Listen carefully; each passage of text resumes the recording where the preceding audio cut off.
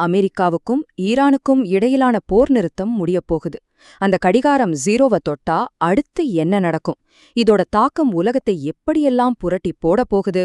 வாங்க இத பத்தி விரிவாக பார்க்கலாம். கண்ணாடியில் தெரியும் பொருட்கள் நீங்கள் நினைப்பதை விட அருகில் இருக்கலாம். இந்த வரிய நம்ம கார் கண்ணாடியில அடிக்கடி பார்த்திருப்போம் இல்லையா? ஆனா இது வெறும் காருக்கு மட்டும் இல்ல.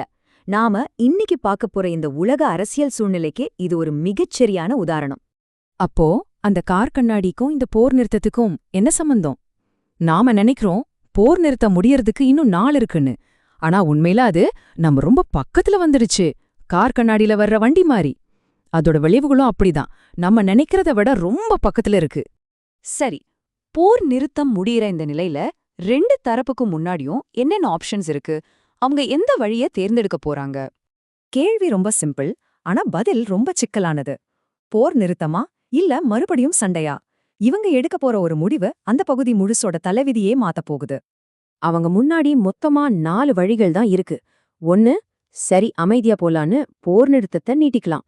இல்லனா மறுபடியும் சண்டைக்கு போகலாம். அது பழைய மாதிரி தாக்குறதா இருக்கலாம், இல்ல அதை விட மோசமா இருக்கலாம். ஏன் ஒரு தரைப்படை தாக்குதலா கூட இருக்கலாம். இதுல ரொம்ப நேரெதிரான 2 முடிவுகளை மட்டும் பாருங்களேன். ஒரு பக்கம் போர் நிறுத்தத்தை நீட்டிச்சா சண்டை எல்லாம் குறைஞ்சு சமாதான பேச்சுவார்த்தைக்கு ஒரு சான்ஸ் கிடைக்கும். ஆனா இன்னொரு பக்கம் மறுபடியும் சண்டை ஆரம்பிச்சா அமெரிக்கா இஸ்ரேல் வான்வழி தாக்குதல்கள், அதுக்கு பதிலடியா ஈரான் கிட்ட இருந்து ட்ரோன் ஏவுகணை தாக்குதல்கள்னு ஒரே ரணகளமா இருக்கும். 2க்கும் எவ்ளோ பெரிய வித்தியாசம் பாத்தீங்களா? அப்படியே சமாதானமா போயிடலாமே, அதுதானே நல்ல வழின்னு தோணுது இல்லையா?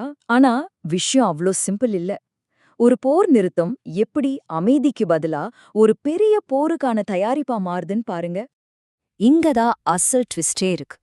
போர் நிறுத்தம்ங்கிறது சும்மா ஒரு பிரேக் கிடையாது. இது தாக்குறவங்களுக்கும் சரி தற்காத்துக்கிறவங்களுக்கும் சரி அடுத்த ரவுண்டுக்கு ரெடியாக கிடைக்கிற ஒரு கோல்டன் டைம். இது அமைதி இல்ல, ஒரு ஸ்ட்ராட்டஜிக் கேம். சரி, இந்த டைமை ஒவ்வொருத்தரும் எப்படி யூஸ் பண்ண பாக்குறாங்க? அமெரிக்காவும் இஸ்ரேலும் அடுத்த அட்டாக்குக்கு ரெடியாவே இந்த நேரத்தை எடுத்துக்கிறாங்க. ஆனா ஈரானோட பிளான் வேற.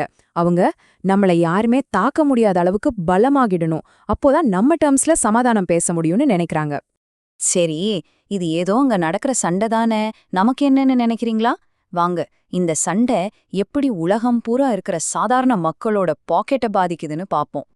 அடுத்தடுத்து வரப்போற பாதிப்புகளை வேகமா பார்க்கலாம். முதல்ல வளைகுடா நாடுகள்ல டூரிசம் காலி. நிலைமை எவ்ளோ மோசம்னு பாருங்க. சவுத் கொரியா மாதிரி ஒரு டெக்னாலஜி ஜயண்ட் தம் மக்களுக்கு கொஞ்சம் கம்மியா குளிங்கன்னு அட்வைஸ் பண்ணுது. ஏன்னா எரிபொருள் பத்தல. யோசிச்சு பாருங்க. இது மட்டும் இல்ல, பெட்ரோல் டீசலை மிச்சப்படுத்த சில நாடுகள் வேலை நாட்களையே 5லிருந்து 4 குறைச்சிட்டாங்க. இது நேரடியா நம்ம அன்றாட வாழ்க்கையே தாக்குற விஷயம். இப்ப நாம பார்க்க போறது யாருமே எதிர்பார்க்காத ஒரு கனெக்ஷன். ஈரான்ல நடக்கிற சண்டைக்கும் உக்ரைன்ல நடக்கிற போருக்கும் ஒரு ஆச்சரியமான தொடர்பு இருக்கு. நவீன காலத்து போர்கள் எப்படி ஒன்னோட ஒன்னு பின்னி பணிஞ்சிருக்குன்னு இது தெளிவா காட்டும். இந்த செயின் ரியாக்ஷனை ஸ்டெப் பை ஸ்டெப்பா பார்ப்போம்.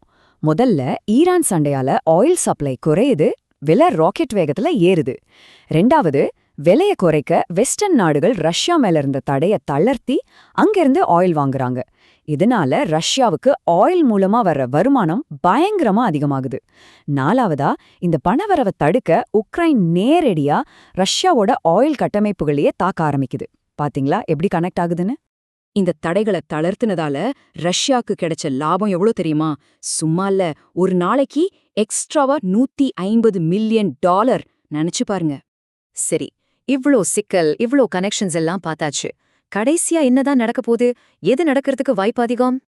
ஆச்சரியமான விஷயம் என்னன்னா, அதிக வாய்ப்பு எதுக்கு இருக்குன்னா, இந்த அமைதி நிலை எப்படியாவது தொடருங்கிறதுக்கு தான். அது ஒரு அதிகாரப்பூர்வ போர் நிறுத்தமா இருக்கலாம், இல்ல 2 பக்கமும் எதுவும் பேசாம சண்டை போடாம அமைதியா இருக்கலாம். இதுக்கு பின்னாடி ஈரானுக்கு ஒரு முக்கியமான காரணம் இருக்கு. அவங்க அமெரிக்காவை தேவையில்லாம வம்புக்கு இழுக்க விரும்பல. சண்டைய இன்னும் பெருசாக்க வேண்டான்னு நினைக்கிறாங்க. கடைசியா இந்த ஒரு கேள்வியோட முடிப்போம். இப்படி எல்லா போர்களும் ஒன்னோடொன்னு சம்பந்தப்பட்டிருக்கிற இந்த உலகத்துல எந்த சமாதானமாவது நிஜமாமே நிரந்தரமா நீடிக்குமா?